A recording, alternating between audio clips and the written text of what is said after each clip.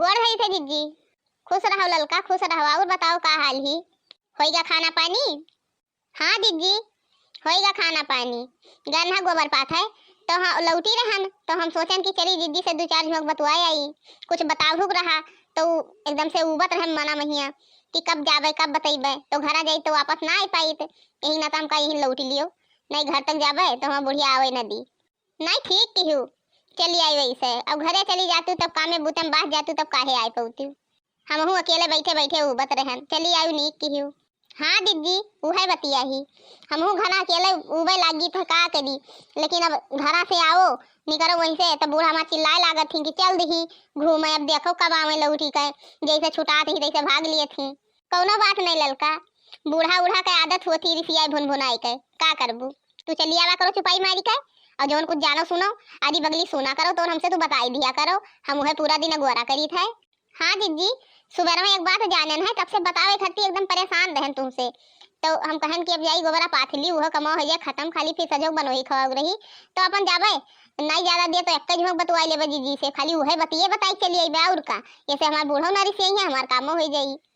ठीक क्यों ललका, बहुत बढ़िया क्यों। कई दिन हो गया कुछ बताई बताई नहीं रहा, तो बताओ का जानियो है, कुछ नीक बात ही का। हे जीजी हमरे घर पिछोरवा जकर घरा है वो किशोरी उनका मेहरारू कई भौजी आई बाटी दोनों जनी। तो दीदी ना वो एक दूसरे कहिया एकदम गजब बोलत ही। ऐसा का बोलती ललका जो तुम्हें नहीं नीक लाग। हे दीदी जेठानी का दीदी कहा जाता है कि भाभी कहा जाता है, तू ही बताओ पहले। दीदी कहा जाता है जेठानी कहिया, अब भाभी के कहा थे, भाभी के कहा थे दादा जेठानी का। हे जीजी अरे जुग जमाना बड़ा बेकार है। अरे जीजी वो दोनों जनी दौरान जेठान आई ही, वो अपने जेठानी कहिया जानती हो वो कहती भाभी को हरावत ही। मैंने कौन हिसाबे उनका भाभी भाई अदन्या एडवांस बनती ही, बड़ी पढ़ी लिखी ही, जो भाभी कहा थी वो उन्हें भाभी कहा थी। मैंने कौन हिसाबे वो जोड़ ली उनका भाभी हूँ, उनके भैया मेहरारू हूँ का जो उन्होंने भाभी कहा थी। पता नहीं जीजी राम जाने हम नहीं जानी दादा, वैसे उन्हें कहा थी। हम गाना सुबह हमें कुछ काम रहा तो वो दादा उन्हें भाभी भाभी कहा तो हम जानबे ना कि दौरान जेठान हुए हो। बाद दिन पता चला जब उनका दोही बतावे लागी किशोरी के कि हमार भौजाई हो दो जनी, तब हम जाने कि वो दादा अपने जेठानी का कहा थी भाभी। हुई बहिनी जुग जमाना बड़ा आगे नहीं कर चुका है। जाए देव ललका देखो के का काऊ का है।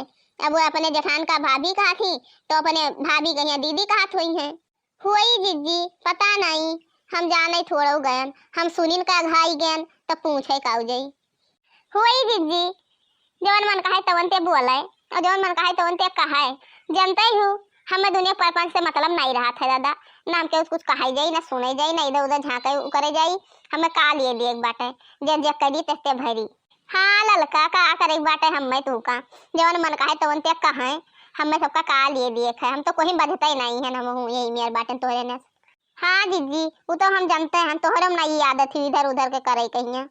हाँ वो आदत भगवान हमरे में डरबे ना किहिन काना चुंगलाई दुताई करे कहिया कोई के। यही नाता दादा ना हम कोई के जाई थे कोनो चीज जाने ना सुने, अपन फर्क दंड रहा सबसे बढ़िया रहा थे। हाँ वो तो है जीजी हमें सबका का लिए दिए कहिया होई। चलो चली थे जीजी अपने घरे, अब जाई ना हम बुढ़िया बहुत मारी हमें दादा कही कि इतना ता जोन तक कहाँ घूमत थी। अब बतिया जो बताऊ रहा तो बताई दिहन जीजी। अब चली थे अपने घरे। ठीक बात अब जाओ फिर कुछ जान पाई तो आई बताई दी। हाँ हाँ दीदी जानबे कैसे अइबे बतइबे, आरी बगली कुछ होत रहा था तो तुरंत हम सुनी तो है वो का तुम तक दी तो है। मैंने तुमसे ना बताई तो कैसे बताई, आखिर नहीं तू ही तो बाटी जो हमारी बात सुनत ही। ठीक बाय तब जाओ, नहीं तो तार बूढ़ा बोली है